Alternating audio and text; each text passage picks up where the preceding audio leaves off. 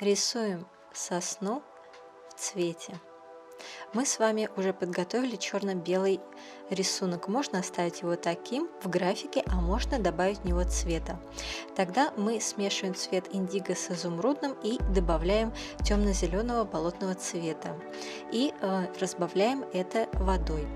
Начинаем наносить этот цвет на кроны сосны, двигаясь от нижней части кроны к верхней, чтобы нижняя часть имела более темный оттенок, а верхняя часть более светлый оттенок. То есть края кроны имели более светлый оттенок.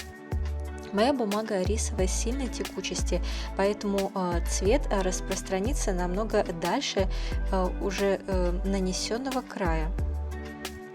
Для того, чтобы сделать края более светлыми, мы разбавляем цвет еще более водой.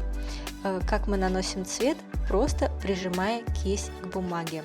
Затем берем темно-зеленый цвет, болотный, и еще раз проходим по нижней части кроны и середине, не доходя до края, точно так же оставляя отпечатки кисти, то есть прижимая кисть целиком от кончика до пяточки.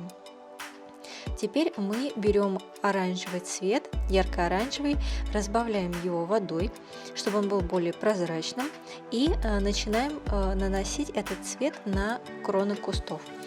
В этот раз мы прижимаем кисть не целиком, а наполовину. И такими вот отпечатками в некоторых местах, не везде, оставляя пустоты, мы наносим этот цвет. Затем мы берем более темный оттенок оранжевого, тоже разбавляем его водой, чтобы он был более прозрачным. И точно таким же способом наносим этот цвет на оставшиеся пустоты. Так мы делаем с обоими кустами.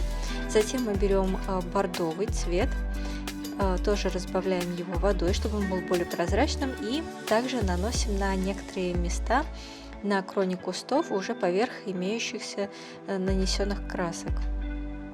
Все это мы делаем, пока краски еще сырые, мы не даем им высыхать. И теперь берем оттенок коричневого, темный оттенок коричневого. У нас кисть должна быть средневлажная, и начинаем наносить вот такими вот движениями этот оттенок на скалы. Как вы видите, я заполняю не все пространство, не всю поверхность, а частично. Я как бы легким движением прохожу по некоторым участкам.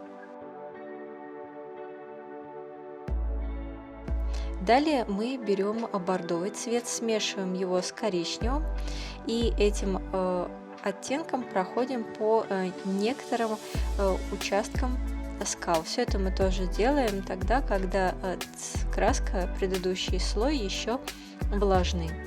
Теперь мы берем другой оттенок коричневого, который мы считаем более подходящим по цвету, и начинаем наносить его на ствол сосны.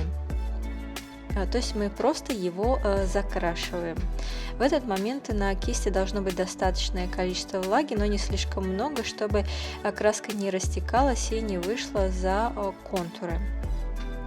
То же самое мы делаем с ветками, и затем этим цветом мы рисуем линии продолжения веток, которые заходят на кроны сосны. В этот момент краска на кронах еще влажная, и эти линии органично впишутся в предыдущий слой и будут как живые ветки просвечивать между иголками сосны. Наносим тот же цвет на оставшиеся ветки и заполняем оставшуюся часть ствола.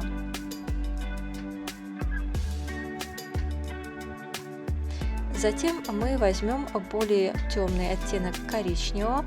В этот момент на кисти не должно быть много влаги, и кончиком кисти мы обводим неровные овалы коры, которые прежде рисовали с вами черной тушью. Теперь мы берем на кисти цвет индиго и прежде нарисованных птиц, которых мы рисовали с вами галками, еще раз просто обводим поверх этим цветом. Затем мы этим же цветом индиго делаем отпечатки кисти, прижимая кисть целиком от кончика до самой пяточки у нижней части кроны сосен. В этот момент краска уже подсохла на кронах, но не до конца, еще достаточно влажная, чтобы этот слой новый органично вписался в предыдущий. Теперь мы берем бордовый цвет и еще раз наносим его на кроны кустов. Краска в этот момент уже почти подсохла, но еще немного влажная, так что этот слой тоже органично впишется. Затем мы смешиваем бордовый с коричневым и еще раз проходим по некоторым местам на скалах, чтобы их выделить. И это будут последние мазки на данной композиции. Надеюсь, что вам было интересно. Ссылка в конце видео на предыдущий урок создания черного белого рисунка имеется. Оставляйте, пожалуйста, комментарии, чтобы еще бы вам хотелось, чтобы мы вместе с вами нарисовали.